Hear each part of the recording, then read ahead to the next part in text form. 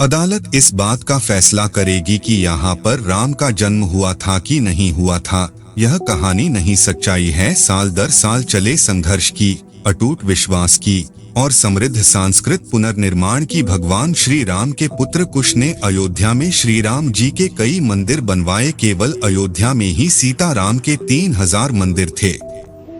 5वीं शताब्दी ईसा पूर्व इनमें से कई मंदिरों की स्थिति खराब होने लगी और इसी समय के अंतराल में उज्जैन के राजा विक्रमादित्य अयोध्या आए और उन्होंने इनमें से कई मंदिरों को ठीक करवाया और फिर आने वाले कई 2 सालों तक मंदिर यूं ही बने रहे। साल 1526 में बाबर इब्राहिम लोधी के बीच युद्ध होता है। 1528 तक बाबर की सेना अयोध्या पहुंच जाती है और माना जाता है कि बाबर के कहने पर उनके सेनापति मीर बाकी में राम मंदिर को तुड़वाकर उसकी जगह पर एक मस्जिद बनवा दिया, जिसको बाबरी मस्जिद के नाम से जाना जाने लगा। इतना होने के बाद 150 साल तक सब वैसा ही बना रहा। ये वही दौरान है जब भारत में मुगल शासन की जड़ें बहुत सशक्त और गहरी थी। बाबरी मस्जिद बनने की तकरीबन ने 190 सालों बाद साल 1717 में राजा जयसिंह द्वितीय, जिनके मुगल संबंध भी ठीक थे और जिन्हें हिंदुओं और अयोध्या के मायने पता थे, वो कोशिश करते हैं कि मस्जिद और उसके आसपास वाली जगह उनको मिल जाए, मगर सब असफल रहता है। लेकिन मस्जिद के पास ही एक राम चबूतरा बनवा देते हैं जहां हिंदू पूजा और अर्चना कर सके। जियोग्राफर जोसेफ टेलर ने भी अपनी रिपोर्ट में राम चबूतरा होने की बात बताई है। यह वही समय था जब मुसलमान मस्जिद के अंदर नमाज पढ़ते थे और हिंदू बाहर राम चबूतरे पर पूजा किया करते थे। मंदिर गिराए जाने के 250 साल बाद भी हिंदू इस बात को भुला नहीं पाए थे कि जिस जगह राम जन्मस्थान था, अब वह मंदिर नहीं बल्कि मस्जिद है। सन 1813 में पहली बार हिंदू संगठनों ने यह दावा किया कि बाबर ने 1528 में श्री राम जी का मंदिर ध्वस्त किया और उस जगह पर एक मस्जिद बनवाई थी, और इस दावे में देश की संस्कृति को राजनीतिक परिप्रेक्ष्य में अनेक महत्वपूर्ण सवाल सामने खड़े कर दिए। कई अंग्रेज अधिकारियों ने भी मस्जिद में हिंदू मंदिर जैसी कलाकृतियों के मिलने का जिक्र किया था। साल 1738 में मोंटगोमेरी मार्टिन ने एक रिपोर्ट दी जिसमें यह बताया गया कि मस्जिद में जो पिलर्स हैं वो मंदिर से ही लिए गए हैं। रिपोर्ट सामने आने के बाद काफी हंगामा हुआ। हिंदुओं के दावे के बाद विवादित जमीन पर अब नमाज ही नहीं पूजा भी होने लगी, जिससे और तनावपूर्ण हो गया। 1853 में जब वाजिद अली शाह अवध पर राज कर रहे थे, उस समय पहली बार सांप्रदायिक हिंसा हुई। निर्मोही अखाड़े ने बाबरी मस्जिद को अपने नियंत्रण में ले लिया और 1855 में आधिकारिक तौर पर बाबरी मस्जिद को 2 भागों में बांट दिया। मुसलमानों को मस्जिद में प्रवेश की इजाजत 1855 के बाद मिली, पर अब हिंदू अंदर नहीं जा सकते थे और तभी हिंदुओं ने मस्जिद के मुख्य गुंबद से 150 फीट दूर बनाए राम चबूतरे पर पूजा और अर्चना शुरू कर दी। इसी के चलते साल 1857 में हिंदू के साथ मिलकर मस्जिद के अंदर घुसकर पूजा और हवन करवाया। आज से कुछ 138 साल पहले साल 1885 में यह मामला अदालत पहुंचा। तब अखाड़े के महंत रघुवर दास ने राम चबूतरे पर छतरी लगाने की अर्जी डाली, जिसे कोर्ट ने ठुकरा दिया। कुछ आगे चलते ही साल 1934 में अयोध्या में दंगे होते हैं। बाबरी मस्जिद की एक दीवार टूट जाती है, जिसका पुनर्निर्माण कराया जाता है, पर वही नमाज बंद करा दी जाती है। इस दौरान अंग्रेजों का शासनकाल था। उनकी एजेंडा में राम मंदिर को लेकर कोई नहीं था। ना तो संघ इतना मजबूत था और ना ही मीडिया और ना धार्मिक संगठनों के लिए कोई लामबंदी थी। शहर में भी हिंदुओं में व्यक्ति की बौछार थी, जो बाबर की 400 साल बाद भी राम मंदिर के लिए अपने हक की लड़ाई लड़ रहे थे। या तो stroke of the midnight tower, when the good slip, India velvet tool icon, freedom. 1947 में देश की आजादी के बाद मस्जिद का समय सीमित खोलता था और राम चबूतरे पर भगवान श्री राम की मूर्ति स्थापित थी जहां लोग पूजा किया करते थे। लेकिन देश आजाद होने के बाद भी राम मंदिर के बनाए जाने की उम्मीद कम नहीं था। फिर 1949 में कुछ ऐसी घटनाएं हुई जिन्होंने लोगों को हैरान कर दिया। 23 दिसंबर 1949 को सुबह विवादित ढांचे के अंदर सिंह घंटी होगी। आवाज आने लगती है जिससे पता चलता है कि वहां श्री राम जी की पूजा हो रही है। हिंदू पक्ष दावा करता है कि रात को अचानक मंदिर में प्रभु श्री राम की मूर्ति प्रकट हो गई, जबकि मुसलमान पक्ष कहता है कि मूर्ति को रात के अंधेरे में जबरन रखा गया। इस घटना के बाद दोनों पक्ष के लोग वहां जुट जाते हैं और मामला प्रधानमंत्री जवाहरलाल नेहरू के पास पहुंच जाता है। वहां की मेज इस नायर को आदेश दिया जाता है कि मूर्ति को वहां से हटाया जाए, जिस पर उन्होंने हाथ खड़े कर दिए और कहा कि भीड़ इतनी है कि मूर्ति हटाई गई तो स्थिति बेकाबू हो सकती है। 27 दिसंबर वी.के. नायर के पास दोबारा आदेश जाता है, जिसके जवाब में वे इस्तीफा दे देते हैं। इस्तीफे के साथ वह सरकार को यह सलाह भी देते हैं कि मूर्ति को हटाने की बजाय गेट लगा दिया जाए। जवाहरलाल नेहरू को ये सलाह पसंद आती है और वो ऐसा ही करने को कहते हैं। साथ ही साथ वी.के. नायर का इस्तीफा भी मंजूर नहीं करते। 1950 में हिंदू महासभा के वकील गोपाल मिश्रण फैजाबाद जिला अदालत में एक आरसी दाखिल कर रामलला की मूर्ति की पूजा का अधिकार मांगते हैं और उसके बाद आगे आने वाले 35 सालों तक हिंदू पक्ष और सुन्नी वक्फ बोर्ड उस जगह को अपने हवाले करने का अदालत में दावा करते रहे, मगर कुछ बदलाव नहीं होता। 1976 में पहली बार साइट को इसका वेट किया जाता है, जिस पर आगे चलकर के मोहम्मद ने यह भी बताया है। तो यह मस्जिद है, उस मस्जिद का जो पिलर्स जीतने भी है वह सब जन्म मंदिर का पिलर्स थे। तो 1112 जरी का जो मंदिर का जो पिल्लई थे उसी को मस्जिद में बदल दिया। मस्जिद जिन 12 पिलर पर बनी हुई थी वो मंदिर के ही अवशेष है।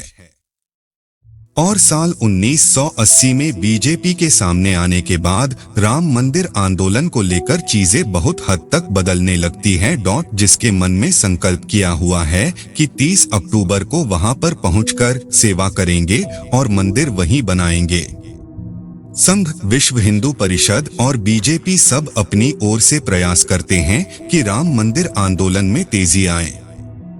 1984 में दिल्ली के विज्ञान भवन में एक कार्यक्रम में यह तय होता है कि मंदिर के लिए सीतामढ़ी से अयोध्या तक रथ यात्रा निकले, मगर उसी वर्ष श्री इंदिरा गांधी जी के देहांत के बाद यह कार्यक्रम टाल दिया जाता है और साल 1986 में कुछ ऐसा होता है जिससे देश में राम मंदिर के आंदोलन की दिशा ही बदल जाती है।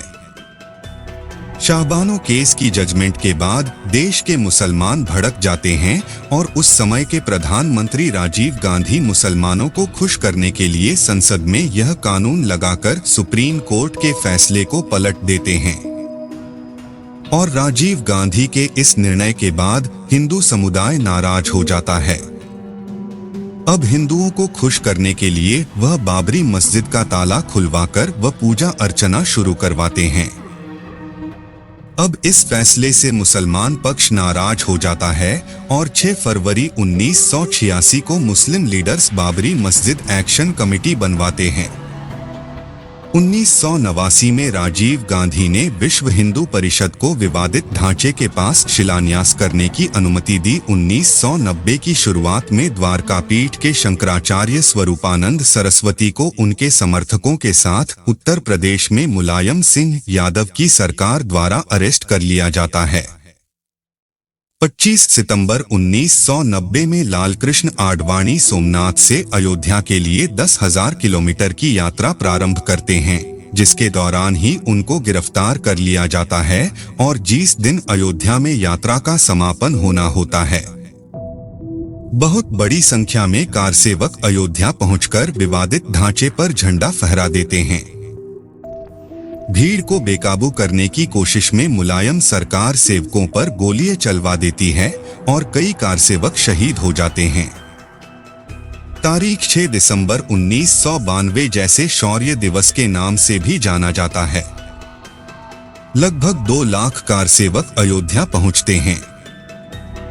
उस वक्त कल्याण सिंह यूपी के मुख्यमंत्री और टीवी नरसिम्हा राव देश के प्रधानमंत्री थे। कल्याण सिंह ने अदालत को यह भरोसा दिया था कि कार सेवकों द्वारा मस्जिद के ढांचे को कोई नुकसान नहीं होगा।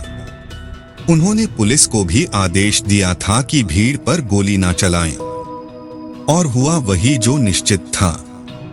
6 दिसंबर 1992 की दोपहर 1:55 पर पहला गुंबद गिराया जाता है। दोपहर 3:30 बजे करीब दूसरा गुंबद गिराया जाता है और शाम 5 बजे तक तीनों गुंबद गिरा दिए गए और उसी दिन उत्तर प्रदेश में राष्ट्रपति शासन लगा दिया। कल्याण सिंह ने अपने पद से इस्तीफा दे दिया और इसके बाद चले दंगों में तकरीबन 1000 लोगों ने अपनी जान गंवाई।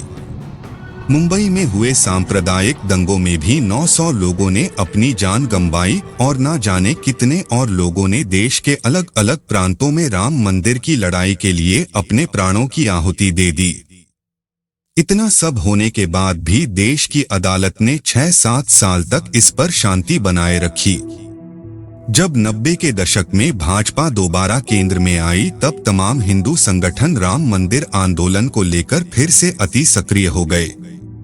देश भर के अलग अलग कोनों में चल रहे मामलों को एक जगह लाया गया और वह था इलाहाबाद हाई कोर्ट। 1993 में सरकार ने 160.7 एकड़ जमीन के अधिग्रहण करने का अध्यादेश जारी किया।